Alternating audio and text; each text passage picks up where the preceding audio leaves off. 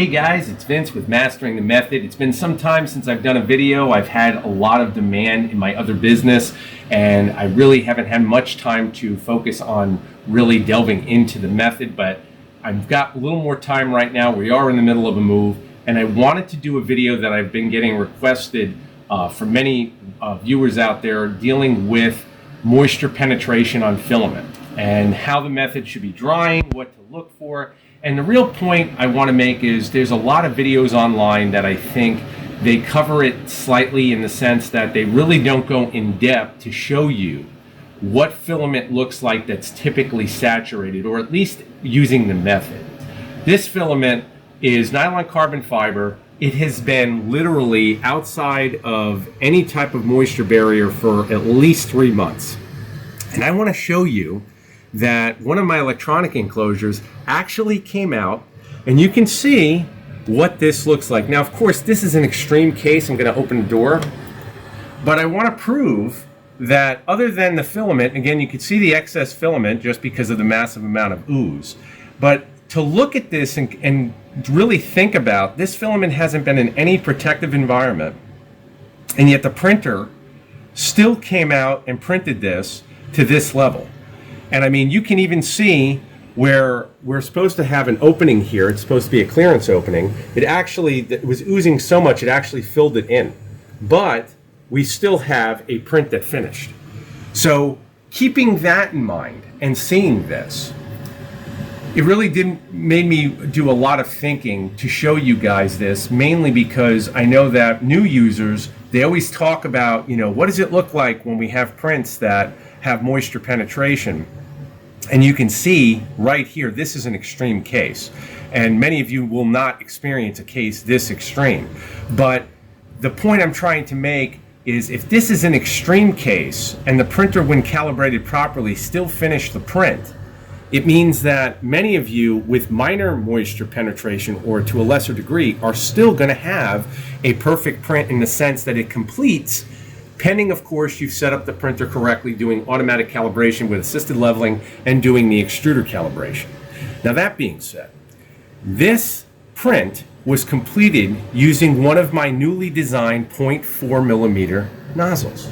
Now, I want to cover that because many of you, like myself, have wanted to see a nozzle that is actually going to speed up your prints. And these are full stainless. You can see exactly what this is. I am including my new PTFE tubes. These are made in the USA. These are already pre-cut. The fit is perfect. And I have been doing extensive testing with this. Now, on my prints, typically, even printing at 0.1 millimeter, I've been seeing at least usually a 2 to 3 hour difference in time of printing. Okay guys, I'm inside of Simplify, and I wanted to go over briefly what you will notice right away when you switch over your nozzle diameter from 0.3 to 0.4. Now, the method does come with a standard 0.3 millimeter nozzle. I went to actually do the print that you guys just saw. I did that with, once again, mine, and it was 0.4. I'm going to switch back to 0.3, and I want to just show you exactly what you can expect when we go to prepare print. And you can see the time. Build time, 9 hours, 49 minutes. Now, once again, I am running this at 0.1 millimeter. And we can see that right here. We're at 0.1 millimeter. So I'm going to come back over here. Now I'm going to go to 0.4 nozzle size. We'll update profile. I'm not touching anything here. I've just switched nozzle diameter to 0.4. You can see that if you were to go to manual as far as extrusion width, you'd be at 0.48 millimeter. And then when you come over, and once again we exit out of here, we're going to go to prepare print. Once again, it's alerting me to let me know that I'm only using one extruder instead of two. Now we dropped about 2 hours time right off the top of the print, just from switching from 0.3 to 0.4 millimeter, even though we're printing at 0.1 millimeter as far as layer height. These are amazing.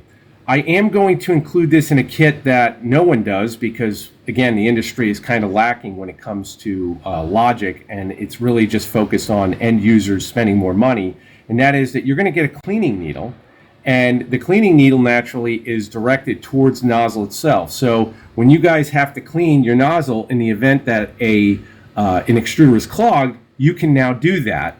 And not only do that simply, but you never have to worry about using filaments like nylon carbon or more abrasive filaments that will take a nozzle that would typically need to be either heated with a torch or some extreme cases, just discarded. And now you're able to clean your nozzle and actually keep using your nozzles or to replace the PTFE. So this to me is going to be a lifesaver to some guys. And the amazing part is these are going to cost less than the replacement nozzles. And that's once again coming from Makerbot. These are 304 stainless. You can see, and the quality of them, they are polished. And this is the way they will arrive to you with the PTFE tube and with the cleaning needle, so that you have an entire functional kit.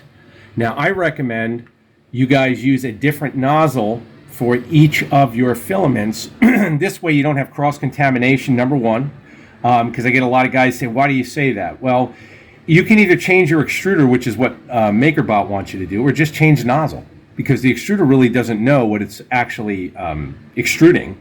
The nozzle does. So if you change the nozzle, label your nozzles, you could just change your nozzle. It takes a couple seconds. Do your axis calibration. Once again, you replace your extruder, and you're all set to go. So these are going to be a lifesaver to many of you.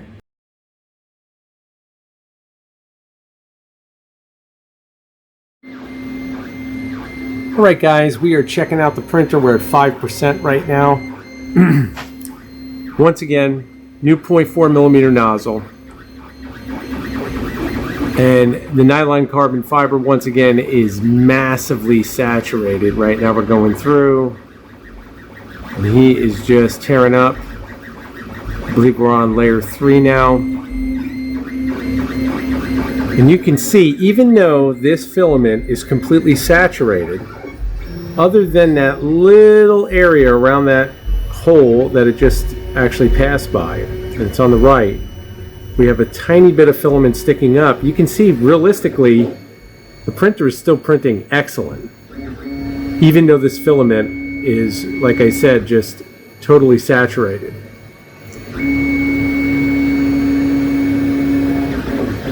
Once again, printing at 2,500 millimeters a minute print speed.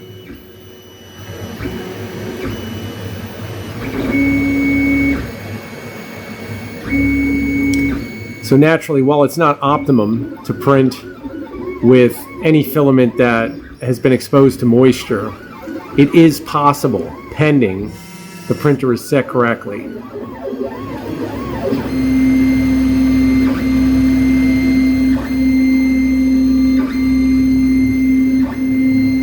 I'll let this finish up. We'll come back in, give you a different angle.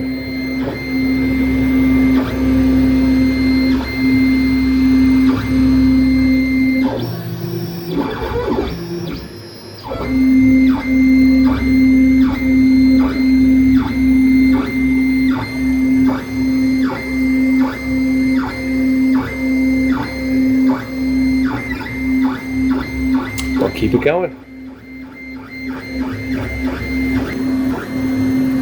Here is the sensor info to show you guys exactly what temperature I'm printing at. It's 206 degrees Celsius. Target temp is 210, so we're off by 4 degrees Celsius, which is normal. And what's most amazing is this filament is set to be printed at 260. That tells you how saturated it is, and you can still see how it's behaving. Printing virtually perfect.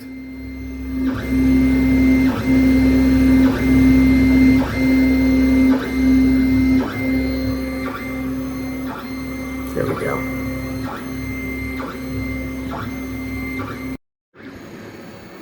Okay guys, we are at 44%. I'll show you how the print looks. And again, this is pretty amazing with this filament being as saturated as it is. The only thing I'm seeing is just a tiny wisp of hair basically on that left side right there.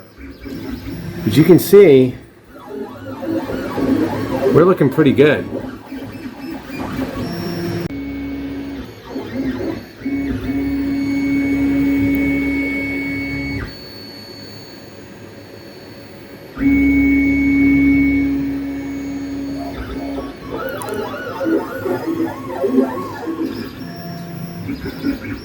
get the screen to focus. We're still holding at that 206 current temp.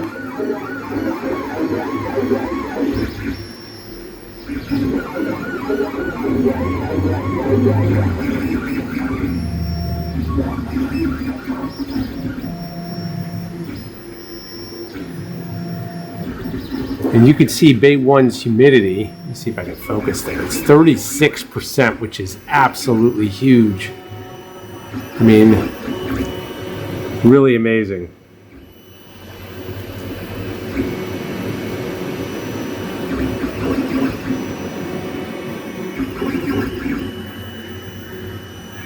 There we go. Now you can see it.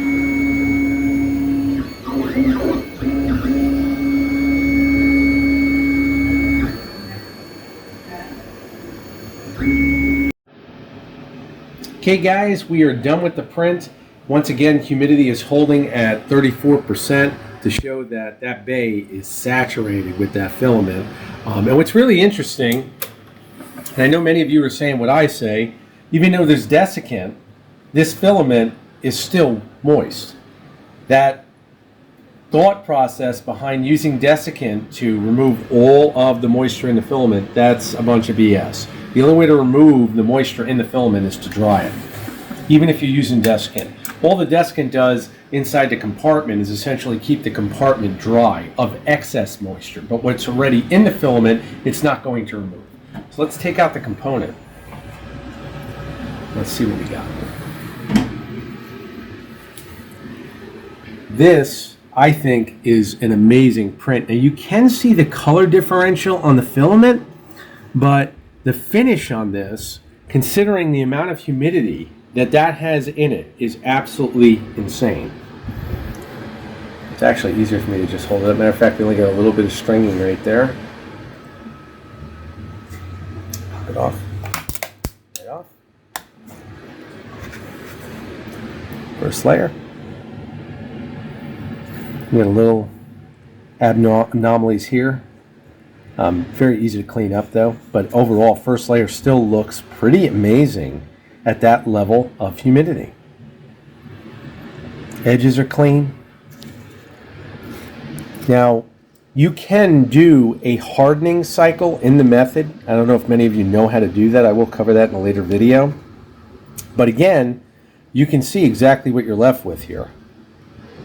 And none of you will be running that much humidity. I mean, this is just for test purposes, but just to show you what's possible, this is pretty astounding. I mean, to see this level of clarity, you can see again the finish. Once again, this is my new 0.4 millimeter nozzle. You can see exactly what we have here. I cut 2.5, I believe it was 2.5 hours off the time. Definitely something you guys, I know myself, have been looking at, and many of you have as well, in saving print time. But again, using 0.1 millimeter print height, you can see what you're left with. Pretty amazing at that humidity level, which this will just go up from there naturally once the filament's been dry. And this was printed at 210 degrees Celsius, which translates to an actual temperature of 206 degrees Celsius with this level of humidity. So naturally, you don't use as high a temperature when the filament has got moisture in it. You'll find that. You'll get massive amounts of ooze. But other than that, you can see what we've got. Like I said, other than these areas right here, that's it. Pretty amazing. So once again, guys, if you have questions and require support, I'm getting more and more questions regarding support. I signed up to Ask Me, which basically allows me to charge for questions because I have to support the channel some way, and my time naturally is as valuable as yours. If I can save you time and money, naturally that's what I'm here to do. And to ask for compensation for that, I don't feel that that's really the wrong thing to do.